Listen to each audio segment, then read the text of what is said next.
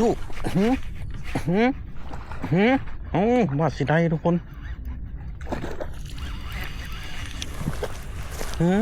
ใส่ดีด้วย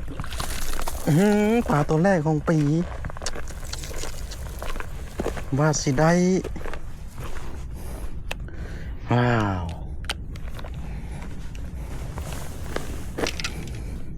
นี่คนประมาณ 3-4 ขีดนะตัวนี้4 ขีดว่าสิได้ตีผ้านี่กัดตุ้มเลย